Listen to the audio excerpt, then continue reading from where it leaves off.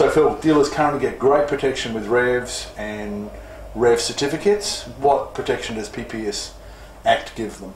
Sure. So in terms of a clear PPS search, a buyer who searches the register by reference to the serial number of a vehicle and obtains a clear search on the day of or on the day before the purchase will generally take the vehicle free of any security interest, and that's subject to certain exemptions, such as where the buyer has actual or constructive knowledge of the security interest. But the position is different for dealers. So a dealer buying a vehicle will not automatically take a vehicle free of a security interest if it obtains a clear search by reference to the serial number.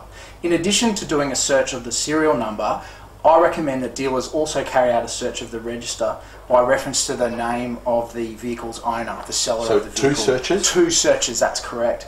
If that search is also clear, the dealer will generally take the vehicle free of any unperfected security interests unless the dealer has been a party to a transaction which created or provided for that unperfected security interest. However, dealers should also be aware that certain transitional security interests, such as retention of title clauses put in place before the commencement of the new legislation, will generally enjoy temporary protection during a 2-year period after the legislation takes effect.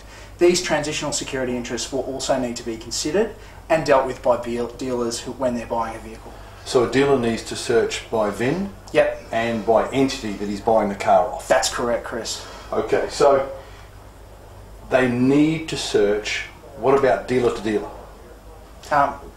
Does the purchasing dealer get the search, or does the selling dealer do the search? I recommend both parties search. Selling dealers to make sure that they're able to deliver clear title on the day of the search, and the purchasing dealer to make sure they're getting clear title.